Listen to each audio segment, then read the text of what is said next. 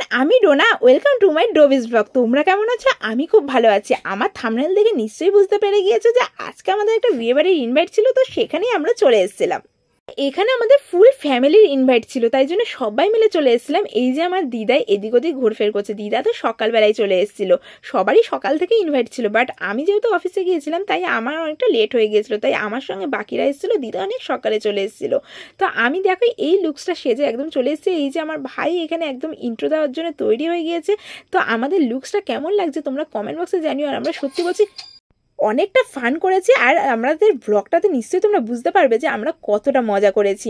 তো এখানে দিদার সঙ্গে একটু ফটো তুলবো বলে নিয়েছিলাম দিদাকে আলাদা করে, আর তারপরে একটু আদর টাদর করে একটু ভিডিও নিয়ে চলে গিয়েছিল দিদা। তারপরে দিদা বললো যে একা কেন, মাকে ডাক, তাই জন্য মাকেও ডেকে নিলাম। 3 জেনারেশনের ভিডিও ক্লিপ আর ফটো কিন্তু দেখতে বেশ ভালোই লাগে বলো।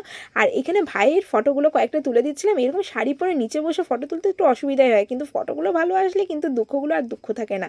তারপরে কিন্তু এখানে বিয়ে শুরু হয়ে গিয়েছিলো, তো বউ তো 7 পাকে বাধা পড়ছিল। আর আমি যতক্ষণ ফটো টটো তুলে চলে এসে দেখছি অলরেডি সিঁদুরদান কমপ্লিট হয়ে গিয়েছে। তো তার পরের ক্লিপটাই আমি তোমাদেরকে দেখালাম। সিঁদুর পরার পর যে কোনো মেয়েকেই কিন্তু দেখতে খুব ভালো লাগে, তাই না? সিঁদুর পরার আগে অবধি এক ধরনের লুক লাগে, আর সিঁদুর পরার পর কিন্তু লুকসটা একদম চেঞ্জ হয়ে যায়।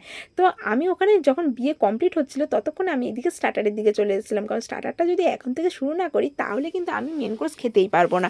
তো মামা বললো দেখি তো এই স্ট্যান্ডিটা থেকে কীভাবে উঁচু করে ফটো তোলা যায়, তাই জন্যই মামাকে একটু দেখাচ্ছিলাম কত উঁচুতে ফটো তোলা যায়। যাই হোক, এখানে আমি স্টার্টার নিয়েছিলাম চিকেন পকোড়ার সাথে কফি ছিল ওখানে, আর এইদিকে ছিল দহি বড়া, আর তোমার ছিল হচ্ছে ফুচকা। তো বিয়েবাড়িতে গিয়ে তো ফুচকা আমার খেতে বেশ ভালোই লাগে, কিন্তু আমি চিকেন পকোড়াটা নিয়েছিলাম বেশি করে। চিকেন পকোড়াটা খাওয়ার পর কিন্তু পেটটা মোটামুটি ভরে গিয়েছিল, কিন্তু দহি বড়াটা দেখে মনে হলে একবার একটু ট্রাই করাই যায়, কারণ আমি বিয়েবাড়িতে গেলে সব কিছুই একবার করে ট্রাই করতে ভালোবাসি। হ্যাঁ, আমি খেতে পারি না কিন্তু এতগুলো, আমি যতটা নিই ততটা কিন্তু আমি খেতে পারি না। আমি ভিডিওটা যেটুকু করার সেটুকুই আমি খাই, বাকিটা কিন্তু আমি দিয়ে দিই কাউকে না কাউকে, কারণ অতটা খেলে কিন্তু আমি আর মেন কোর্স খেতে পারি না। যাই হোক, তোমরাও হয়তো এরকমই করো, জানি না, এটা তোমাদের ব্যক্তিগত ব্যাপার। যাই হোক, আমার বিয়ে বাড়িটা ছিল ব্যারাকপুরে, আমার মাসির বিয়ে ছিল, তো সেইখানেই আমাদের ইনভাইটেড ছিলাম। তো আমরা এইভাবে এত মজা করেছি কি বলবো তোমাদেরকে। তো এইখানে আমি ফুচকা খেয়ে নিয়েছিলাম অলরেডি, কিন্তু এসে দেখছি ভাই আর বোন আবার ফুচকা খেতে দাঁড়িয়েছে। তো আমি বললাম তাহলে আমাকেও একটা শুকনো ফুচকা মুখে দিয়ে দে। তাই জন্য ভাই দেখলাম যে আমাকেও একটা শুকনো ফুচকা মুখে দিয়ে দিল। ওরাও ফুচকা খেতে খুব একটা ভালোবাসে না বিয়ে বাড়িতে এসে, কারণ ফুচকাটা খেলে পেট ভরে যায়। তো আমি ব্রাইডালের সঙ্গে একটুখানি ফটো আর ভিডিও ক্লিপ নিয়েছিলাম। তারপরে আমরা মেন কোর্সে চলে এসেছিলাম, কারণ রাত অনেকটা হয়ে গিয়েছে, আমাদের বাড়ি আসতে হবে, নেক্সট ডে আমাদের আবার অফিস রয়েছে। তো এখানে স্যালাড ছিল, তার সঙ্গে চাটনি ছিল, চাটনিটা কিন্তু হেভি সুন্দর খেতে ছিল।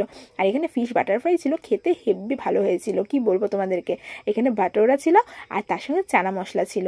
তো আমি সবকটাই খাবার অল্প অল্প করে নিয়েছি, সবাই হয়তো সবটা নেয় না, বুফে সিস্টেমে ছিল, কিন্তু আমি সবকটা খাবার অল্প অল্প করে নিয়েছি এবং অল্প অল্প করে খেয়েছি। ফিশ বাটারফ্রাইটা কিন্তু দারুণ ছিল, কিন্তু বেশিটা খেলে আমি আর বাকিটা খেতে পারতাম না, কারণ মুখটা একদম মেরে দিত। তারপরে এখানে রাইস নিয়েছিলাম, আর সাথে ছিল সব থেকে ফেভারিট আরে মাটন ছিল। তার আগে আমি এখানে পাতুরি নিয়েছিলাম, আর পাতুরিটা দেখে এত ভালো লাগলো যে আমি একটা নয় দুটো নিয়ে নিলাম। আর পাতুরিটা ভেটকি পাতুরি কি বলবো তোমাদেরকে, এত ভালো হয়েছিল খেতে। তো আমি বেশ অনেকটাই খেয়ে নিয়েছি কিন্তু।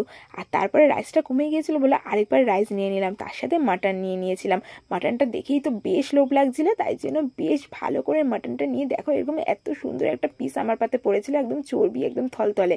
তো আমি না এই বুফে সিস্টেমে দাঁড়িয়ে খেতে একদম আমার অভ্যস্ত নই, তাই জন্য একটা বসার জায়গা জোগাড় করে সেখানেই বসে বসে খেয়ে নিয়েছিলাম। তারপরে ডেজার্টের আইটেমে চলে এসেছিলাম। এখানে ফ্রুট চাটনি ছিল, পাঁপড় ছিল, রসগোল্লা ছিল, আর সন্দেশ ছিল। মিষ্টি আমার খুব একটা প্রিয় নয়, কিন্তু এই 1 পিস করে খাওয়া যেতেই পারে, তো আমি সেই জন্য সাইড হয়ে আগে খেয়ে নিয়েছিলাম। তো যাই হোক, তোমার আমাদের ব্লগটা কেমন লাগে সেটা কিন্তু আমাকে জানিও কমেন্ট বক্সে। আর চ্যানেলটা কি করছে, একটা সাবস্ক্রাইব করো, একটা লাইক, একটা শেয়ার করো। তোমরা সাবস্ক্রাইব করলে কিন্তু আমি আরও ভালো ভালো ফ্রি ভিডিও দেওয়ার মোটিভেশন পাই।